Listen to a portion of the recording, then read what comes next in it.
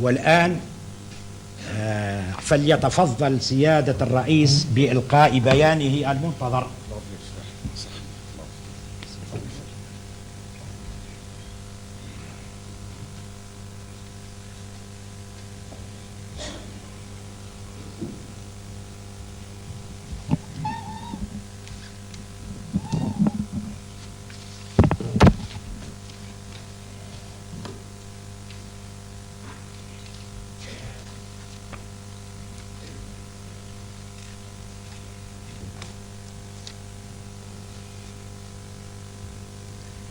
بسم الله الرحمن الرحيم.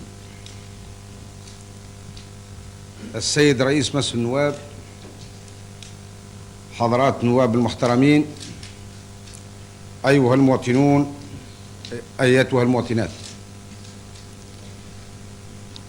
في مثل هذا اليوم منذ سنة أعلنا لشعبنا من هذا المنبر بيان التغيير والإصلاح، وهو البيان الذي استلهمنا مبادئه من قيمنا الحضارية ومن تراثنا النضالي ومن مشاغل شعبنا ومطامعه. ونجتمع اليوم في الذكرى الأولى لأول 7 نوفمبر لنقيم مسيرتنا ولنتبين معالم الطريق الذي انتهجناه بدعم من كافة القوى الحية في شعبنا وتأييدها من أجل بناء المستقبل وتحقيق عزة تونس ومناعتها. وما من حاجة إلى العودة إلى ما كان يهدد البلاد من أخطار، فتلك مرحلة من تاريخ تونس دامت ردحا من الزمن وأنهكت القوى وأوهنت الدولة وفوتت على بلادنا فرصا كثيرة، وقد أخفقت حلول الجزئية والتلفيقية المرتجلة في معالجتها، بل لم تزدها إلا تعقيدا، فضلا عما ولدته من شعور باليأس والإحباط، ولكنها على أي حال مرحلة انتهت وانقضت والحمد لله. إن شعبنا حريص على أن تطوى إلى غير رجعة صفحة أليمة مؤسفة من ماضينا، صفحة النزاع على السلطة والصراع حول الخلافة. ولقد أفرز الصراع الطويل قوى مشبوهة في تركيبتها وعلاقاتها كانت تنتظر اللحظة الحاسمة لافتكاك السلطة بعيدا عن الشرعية، مستهينة بالشعب وإرادته.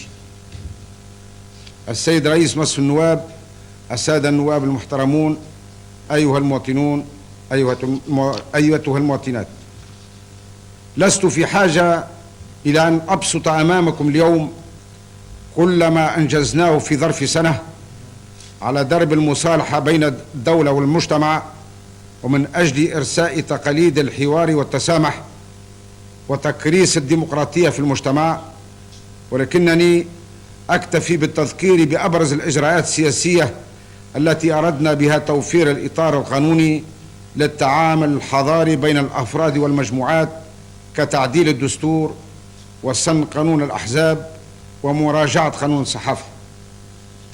ومن أهم ما تجب الإشارة إليه أنه لم يعد في تونس اليوم سجين واحد بسبب انتمائه السياسي أيا كان هذا الانتماء،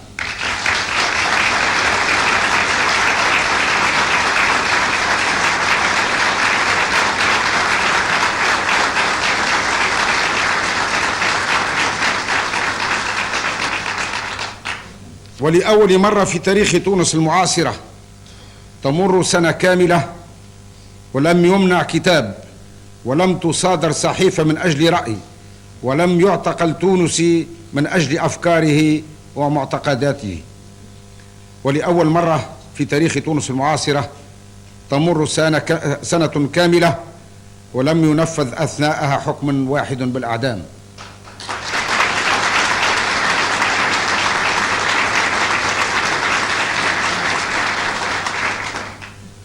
فكفى بلادنا ما عانته من الرهبة والخوف من أحكام الإعدام في الماضي القريب، وفي نفس الاتجاه قررت أن تعرض الحكومة على مجلس النواب مشروع قانون بإلغاء عقوبة الأشغال الشاقة، إضافة إلى الأمر الذي أصدرناه بتعريف حقوق السجين وواجباته. إن مثل هذه القرارات تمثل بحق رهانا على المستقبل لا بد أن نكسبه جميعا، وهي تحملنا كلنا مسؤولية جسيمة، ونحن نتخذها تفاؤلا بشعبنا وبمدى وعيه وبما جبل عليه من طيبة وتسامح. ونقول بكل وضوح أن شعبنا لا يقبل إطلاقا بأن يقع استغلال الديمقراطية والحريات العامة وحقوق الإنسان لمآرب لا صلة لها بالمصلحة العامة. السيد الرئيس مجلس النواب، السادة النواب المحترمون، أيها المواطنون، أيتها المواطنات، حرصا منا على تأمين مسيرتنا في هذا المنعرج الحاسم من تاريخنا، دعونا كافة القوى السياسية والاجتماعية والتوجهات الفكرية إلى ميثاق وطني هو عقد شرف بينها يعمق توجهات بيان 7 نوفمبر ويكرسها في الواقع. وقد توفقنا بفضل ما برهنت عليه جميع الأطراف من استعداد وروح وطنية عالية إلى صوغ هذا الميثاق الذي احتفلنا صباح اليوم بالإعلان عنه. ومن نفس المنطلق الذي دعونا منه إلى هذا الميثاق الوطني شركنا كفاءات وطنية في تحمل مسؤوليات في أجهزة الدولة بدون اعتبار لانتماءاته السياسية، وفتحنا المجال لشباب هذه البلاد ولنخبها الفتية ولكفاءاتها العالية لتحمل المسؤولية في مناخ جديد سليم. أما المسؤولون السابقون فلسنا في غنى عن تجاربهم وخبراتهم، وبمقدورهم أن يؤدوا أجل الخدمات في مواقع الاستشارة والخبرة بعيدا عن الصراعات واجتنابا لإحياء خلافات الماضي وما واكبها من فتن. وأننا نريد إقامة نظام سياسي يعتمد الديمقراطية والتعددية، وقد قطعنا أشواطا كبيرة على هذا الدرب، ولكننا ما زلنا في بداية الطريق. إننا نحتاج قبل كل شيء إلى تبصر الجميع بما يواجهنا من صعاب حتى ينبذ الشك والتشكيك ولا يستعجل الأمور بما قد يفضي إلى انتكاس هذه التجربة التي رفعت شأن البلاد وأعادت لها مكانتها بين الأمم. ولقد أردنا من خلال ما اتخذناه من مبادرات في كافة المجالات أحياء نخوة المواطن والاعتزاز بالوطن لدى كل التونسيين والتونسيات، باعتبار أن تونس هي وطننا جميعا، وأنها أمانة في أعناقنا ورثناها عن آبائنا وأجدادنا، ننميها ونطورها ونورثها لأبنائنا. ولن يتدعم الشعور بالمواطنة إلا بدعم مشروعية الدولة مجسمة في مؤسسات دستورية منيعة محترمة ممثلة للإرادة الشعبية، وكذلك بإقامة قضاء عادل مستقل بعيدا عن كل مطعن في نزاهته ونجاعته، وبرعاية حقوق الإنسان والمواطن وضمان الحريات الديمقراطية الأساسية. ولقد قطعنا في مجال حقوق الإنسان أشواطا كبيرة، ولست في حاجة هنا إلى التذكير بها بقدر ما يعنيني ما نحن بصدده أو ما ينتظر منا إنجازه في المستقبل. وفي هذا المجال فأنني أشكر الأمم المتحدة والمنظمة العربية لحقوق الإنسان لاختيارهما تونس لبعث معهد عربي إفريقي لحقوق الإنسان سيكون أحد 3 معاهد في العالم. إن الدولة التي نسعى إلى إرساء أسسها دولة ديمقراطية تستمد شرعيتها من الشعب صاحب السيادة، يمارس عن طريق انتخابات حرة نزيهة وتعتمد تفريق السلطات بحق. وإني أعلن من أعلى منبر مجلسكم الموقر عن انتخابات رئاسية وتشريعية سابقة لأوانها نجريها يوم 9 أبريل 1989 بمناسبة ذكرى يوم أغر من أيام كفاحنا الوطني خرج فيه الشعب بأكمله يطالب بممارسة سيادته عن طريق برلمان تونسي.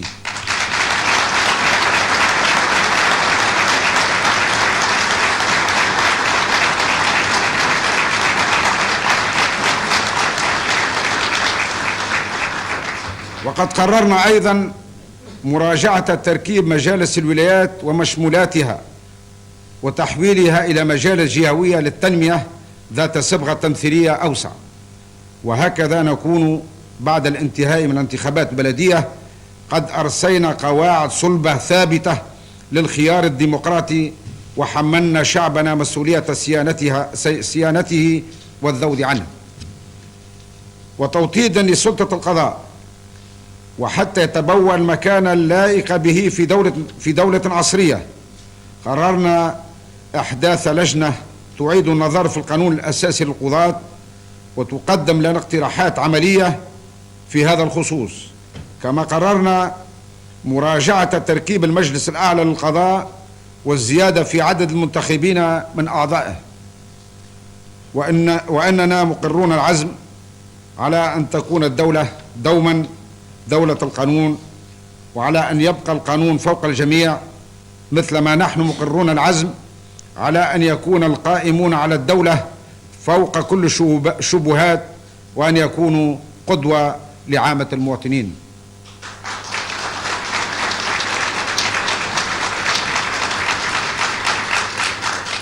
ولا أحد يعلو على القانون مهما كانت مكانته في السلطة، ولا مجال لاستغلال النفوذ والمحسوبية والمحاباة فضلا عن الإثراء غير المشروع.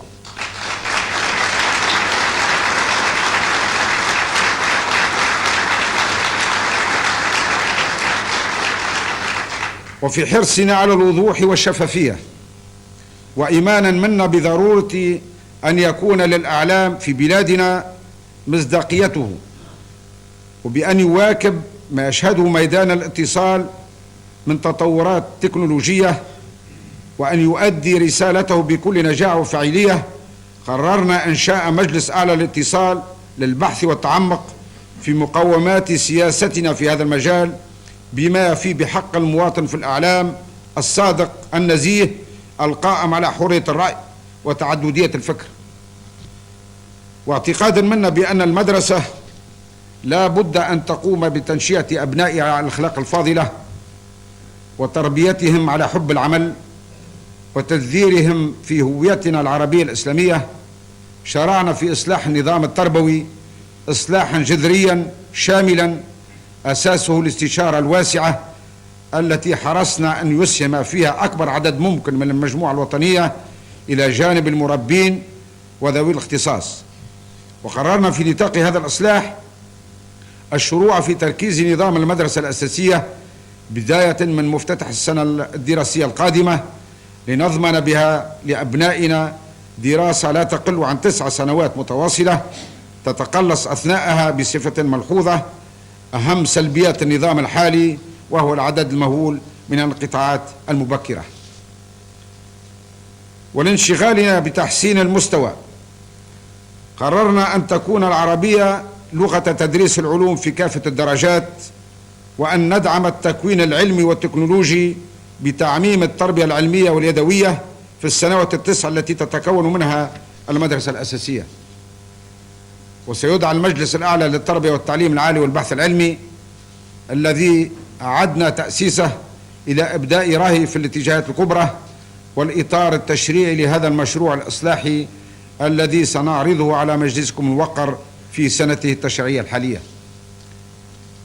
السيد رئيس مجلس النواب، حضرات النواب المحترمين، أيها المواطنون أيتها المواطنات،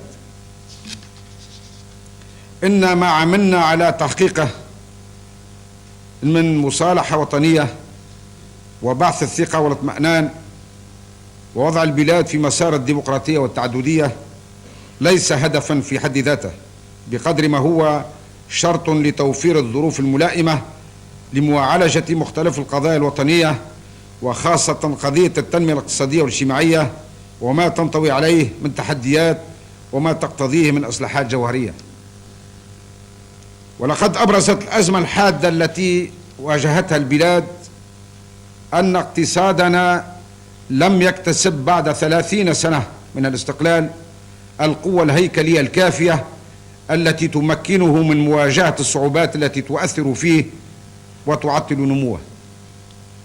وأمام هذه الأزمة التي زادتها الظروف المناخية حدة، سارعنا إلى تلافي الوضع باتخاذ عدة إجراءات مالية وجبائية ومصرفية عاجلة لفائدة مختلف القطاعات، سعيا لتطويق أسباب الأزمة وإعطاء دفع جديد للدورة الاقتصادية والحد من ظاهرة البطالة التي تبقى شغلنا الشاغل، لاعتقادنا أن العمل ليس مورد للرزق فقط، بل شرطا أساسيا من شروط توفر كرامة الإنسان واستكمال مكونات مواطنته، واعزا له للتشبث بأرضه. ورغم ضعف الموارد والضغوط المسلطة على الميزانية، فقد حرصنا على استيعاب جزء وافر من طلبات الشغل الإضافية، وأولينا حامل الشهادات العليا كبير اهتمامنا. وفي نفس السياق أعطينا نفسا جديد للتنمية الجهوية خاصة في الجهات الأقل حظا، ورصدنا لهذا الغرض اعتمادات إضافية تتجاوز 40 مليون دينار، وسيبلغ حجم اعتمادات التنمية الجهوية لسنة 1989 ما يناهز 300 مليون دينار، في حين لم يتجاوز حجمها 116 مليون دينار سنة 1988. وأملنا أن يساعد هذا المجهود على إدخال حركية حقيقية في الجهات، ولا سيما منها تلك التي تشكو صعوبات أكثر من غيرها. وحرص منا على أن يكون العمل الإنمائي نابعا من القاعدة، فقد قررنا أن نعهد للمجالس الجهوية التي سيتم بعثها بمهمة التصرف في ميزانيات خاصة بها تتكون مما ترصده ميزانية الدولة من اعتمادات المشاريع ذات البعد الجهوي، علاوة عن الموارد الإضافية لهذه المجالس. وهكذا يمكن للجهات أن تحدد أولوياتها وأن تسهر بنفسها على تنفيذ برامجها ابتداء من 1989، وأن تتخلص من طول المسالك وتعاقدها. ولقد قصدنا من خلال هذا الإجراء إشاعة روح المسؤولية التي لا ديمقراطية بدونها.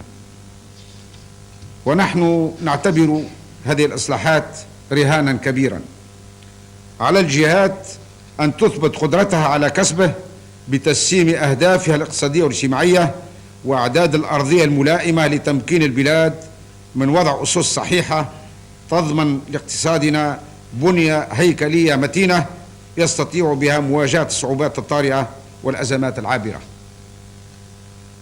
ولن يتسنى ذلك إلا في نطاق استراتيجية متكاملة متناسقة قطعيا يشترك في وضعها كل المسؤولين في مختلف الميادين. وشعورا منا بضرورة تجاوز الإجراءات الظرفية رغم أهميتها، بادرنا إلى فتح هذا الملف الهام، ودعونا نخبة من الجامعين إلى المشاركة في هذا العمل، ونحن متفتحون لكل الآراء والاقتراحات البناءة النزيهة. ومرة أخرى تثبت الدولة أنها تأخذ موضوع التنمية مأخذ الجد، وفي هذا الإطار تندرج الإجراءات الجديدة العملية المتكاملة التي يبدأ العمل بها من اليوم لإعطاء دفع كبير للاستثمار والضغط على تكاليف الإنتاج والتحكم في الأسعار والتخفيف من تكاليف المؤسسات بما من شأنه تعزيز إمكانيات التشغيل. وأملي أن تقدر كل الأطراف هذا المجهود الإرادي الهام من طرف الدولة، وأن يتجاوب معه رجال الأعمال حتى يبينوا بذلك أنهم جديرون به، وحتى يعود بالنفع على كامل المجموعة الوطنية بما في ذلك الدولة نفسها. السيد رئيس المجلس، السادة النواب المحترمون، أيها المواطنون، أيتها المواطنات، أمامنا قضايا مصيرية هامة لها انعكاسات كبيرة على حاضر البلاد ومستقبلها، لا سيما في هذا الوقت الذي تقلصت فيه الموارد وازدادت فيه الحاجات والطموحات لمختلف الفئات، وطغت فيه النزاعات الحمائية على الساحة الدولية. فكيف نوفق بين ضغوط التطور الديمغرافي وتحقيق نسق أدنى من النمو الاقتصادي؟ وكيف نحقق مزيدا من التنمية الجيوية في ظل توازن أفضل؟ وكيف نجسم في حيز الواقع الإصلاحات الضرورية في ميادين التربية والإدارة والجباية مع ضمان التناسق الضروري بينها؟ وكيف نوفق بين ما يقتضيه موضوع التدين والتوازنات الخارجية من حذر وبين ضرورة دفع الاستثمار لإحداث المزيد من مواطن الشغل؟ إن هذه القضايا وإن كانت تتطلب نظرة بعيدة المدى، فإنها تقتضي كذلك أن تكون معالجتها معالجة عملية ملتصقة بالواقع بعيدا عن النظريات المجردة. ويقودني هذا إلى التركيز من جديد على موضوع هام منفك يشغلني شخصيا، وهو أن المشاكل التي نواجهها ليست دائما مرتبطة بتوفر الإمكانات والاعتمادات فقط، بل كذلك بطول الإجراءات والمسالك التي كثيرا ما تكون سببا في التأخير في الإنجاز، بالإضافة إلى هدر الإمكانات المتوفرة. ورجائي أن تنكب كل الكفاءات والعزائم الصادقة على درس هذه القضايا وأخذها مأخذ الجد، لأنها قضايا جديرة بأن يتحمس لها كل تونسي ذي روح وطنية عالية، ويرتبط بها مستقبل بلادنا ومستقبل أبنائنا. وأنبه مرة أخرى إلى بعض الظواهر التي تحد من نسق التغيير وتثقل مسيرته.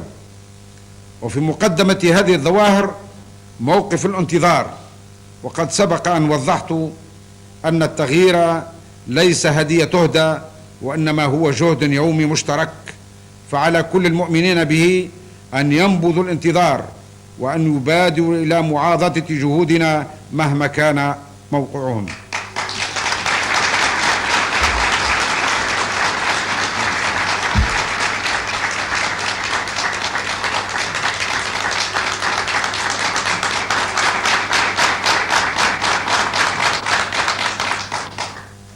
إننا نريد أن يدرك الجميع أننا لا نطلب إلا الولاء لتونس والوفاء للشعب.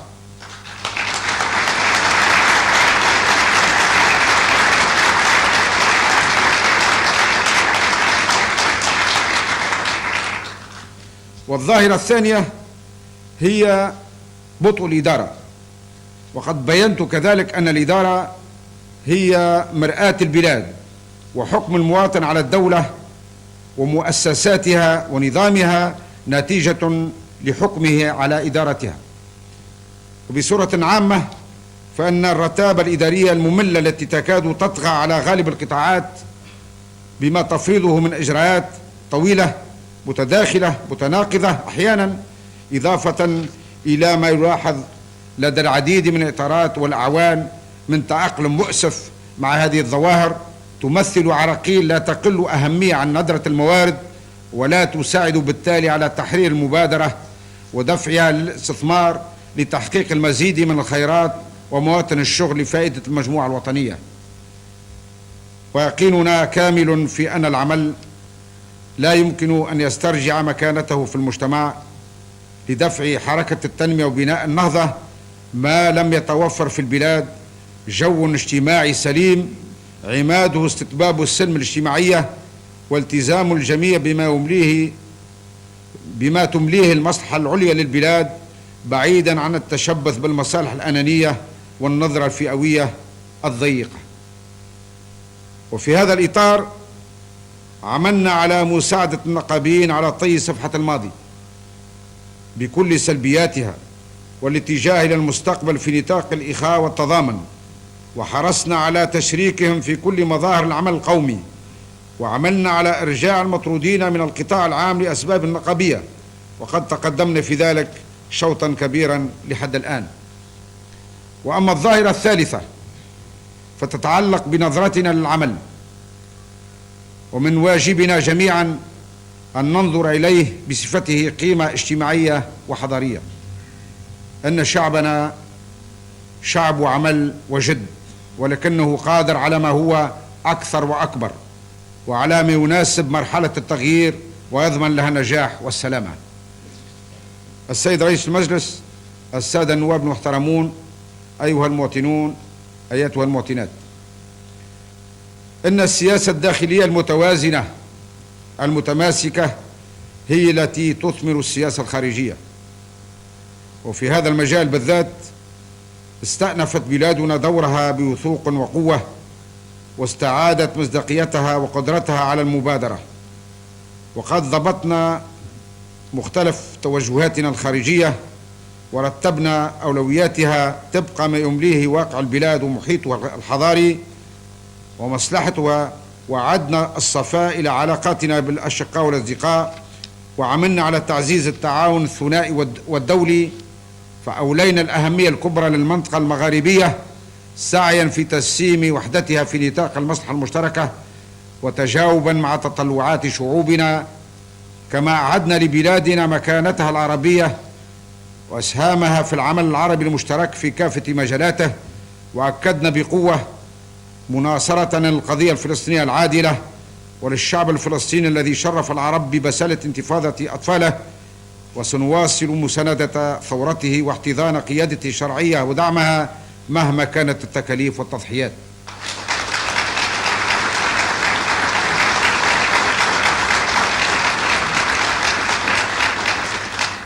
ثم أننا عززنا جسور التواصل والتعاون مع الدول الإسلامية والإفريقية والمتوسطية وغير المحاذاة، وتعهدنا صداقاتنا ودعمنا وقوفنا إلى جانب قضايا الحق والعدل، وفي مقدمتها قضية ناميبيا وشعوب جنوب أفريقيا. وقد اكتسبت بلادنا بهذا التوجه الجديد الجدية والتقدير، مما سيعينها على رعاية مصالحها في المناعة والتنمية، وييسر لها اتخاذ المبادرات التي تمليها عليها المبادئ السامية التي تؤمن بها والأهداف النبيلة التي تسعى إلى تحقيقها.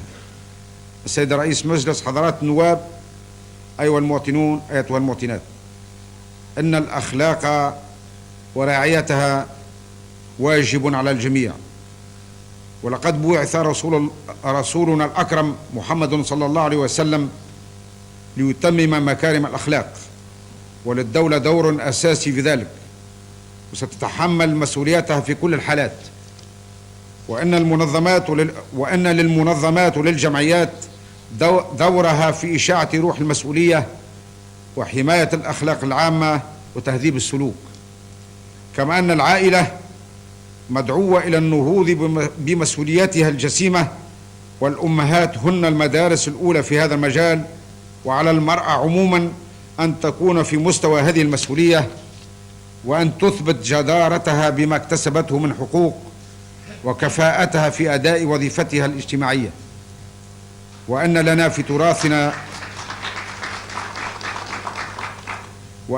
في تراثنا الحضاري وفي ديننا الحنيف معينا لا ينضب من القيم السامية، هو زادنا فيما نسعى إليه لكسب رهان المستقبل. لقد كان الإسلام ملاذنا في مواجهة التحديات وحصننا المنيع في كل المعارك من أجل بقائنا شعبا وحضارة. إن ديننا هو دين التسامح والاجتهاد، وعلى علمائنا أن يواكبوا قضايا العصر ومكتسبات الحداثة والتقدم حتى يكونوا في مستوى تفتح الإسلام على قضايا الإنسانية ومشاغلها. ولإعطاء الفاعلية اللازمة لرعايتنا للإسلام قررنا إحداث كتاب الدولة تعنى بشؤون الدين ومقدساته ومؤسساته.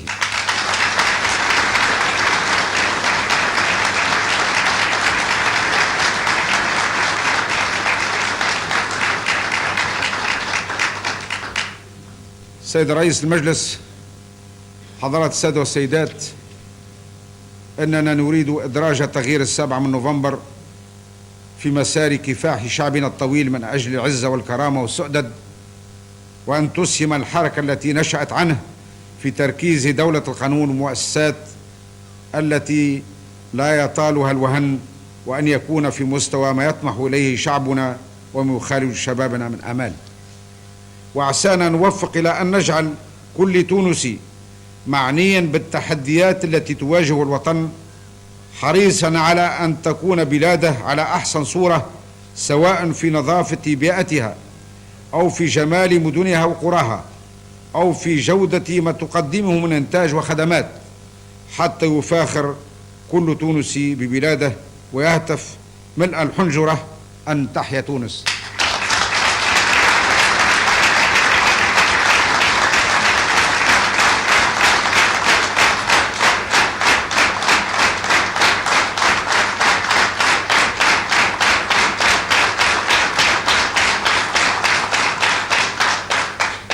إن أريد إلا الإصلاح ما استطعت، وما توفيقي إلا بالله، عليه توكلت وإليه أنيب. صدق الله العظيم، والسلام عليكم ورحمة الله وبركاته.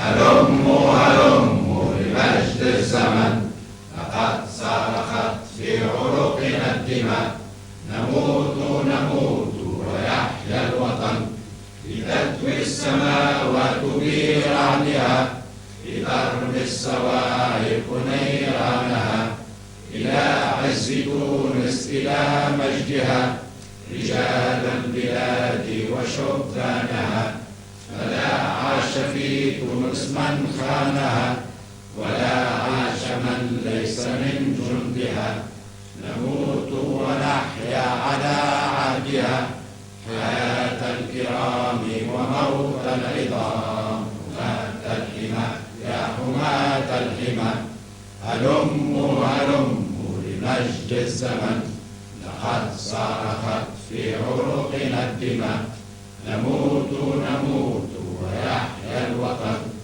إذا الشعب يوما أراد الحياة، فلا بد أن يستجيب القدر، ولا بد لليل أن ينجلي، ولا بد للقيد أن ينكسر، حماة الحمى يا حماة الحمى، هلموا هلموا لمجد الزمن، لقد صرخت في عروقنا الدماء، نموت نموت ويحيا الوطن.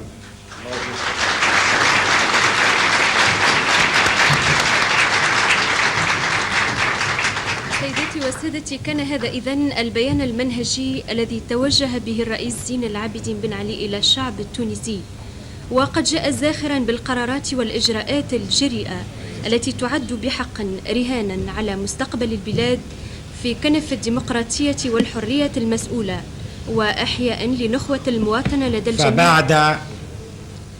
فبعد أن استمعنا بكل اعتزاز إلى البيان التاريخي الخطير المصيري الذي تفضل بإلقائه سيادة الرئيس زين العابدين بن علي، أرفع الجلسة.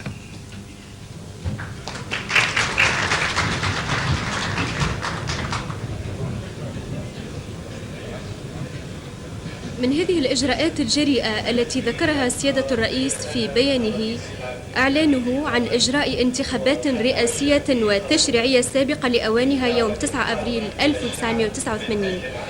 سيداتي وسادتي، سيادة رئيس الجمهورية يغادر الآن قاعة مجلس النواب،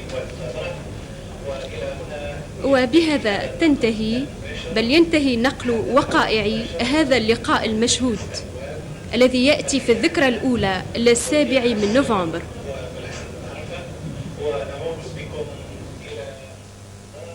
حدثكم سعيد الخزامي وقمر الكعبي، ونعود بكم إلى استوديوهاتنا المركزية، فكل عام وأنتم بخير.